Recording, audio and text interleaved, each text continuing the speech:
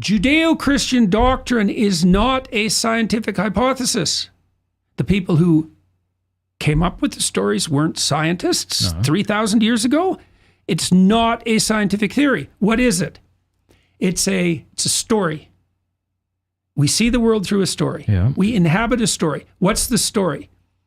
The principle of voluntary self-sacrifice reflects the fundamental spirit of being itself.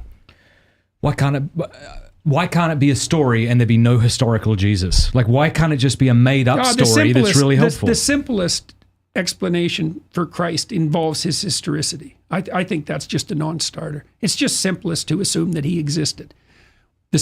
Partly, too, because the gospel story is insanely complicated. It's insanely... I'll tell you a story. Okay. You tell me if you think someone could have thought this up. All right. Okay.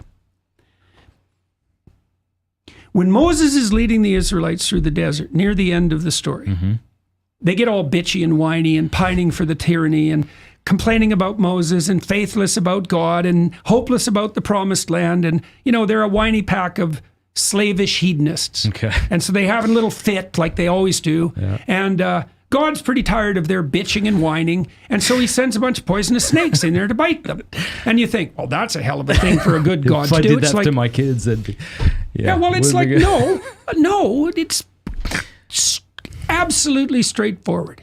If you're in a rough situation and you start pining for the tyranny and calling yourself a victim and bitching about everything and losing your faith in forward movement, things are going to get a hell of a lot worse. Right. So that's the snakes. So you can blame that on God if you want, but that's not very smart.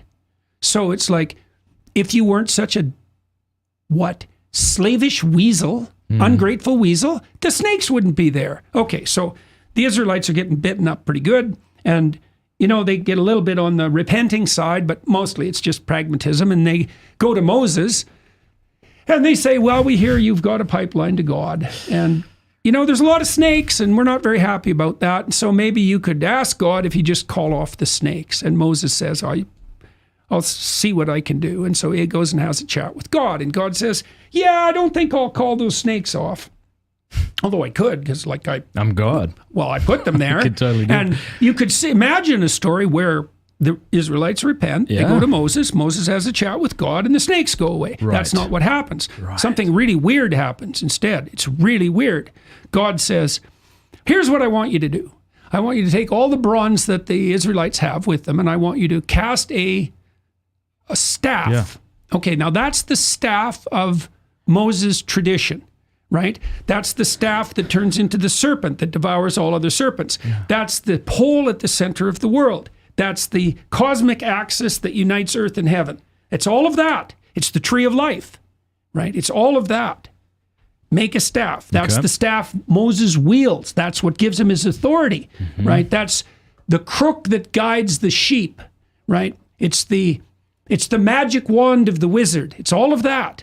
It's the pole that the serpent of Asclepius wraps itself around. It's the symbol of healing itself, right? It's all of that. This is no trivial story. Make a staff of bronze, wrap a serpent around it, and then bring all the Israelites to look at it. Okay, so what does that mean? Well, we know what that means from a psychotherapeutic perspective. Yeah. It's a pharmacon. A little of the poison that kills you will redeem you. Look upon that which you fear and grow. Right? That's the definition of growth. That's how you learn. You go out on the edge and you look at something poisonous and you get stronger. Right? And so God thinks, well, I'm not going to get rid of the snakes, but I'll make the Israelites stronger. And you asked why we have a challenge in front of it. It's like, we're here to become stronger. We're not here to be protected.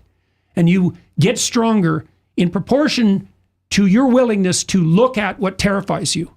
Okay, so that's fine. So the Israelites go look at the serpent, and the snakes can't poison them.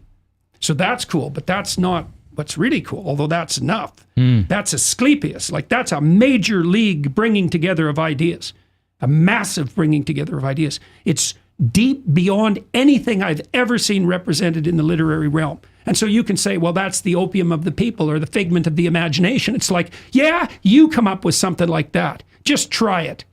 Like that. You defy Shakespeare himself to manage that, right? Even Milton, it's deep. That's not the end of it. Christ says to his followers that people cannot be redeemed unless he's lifted up like the serpent in the desert.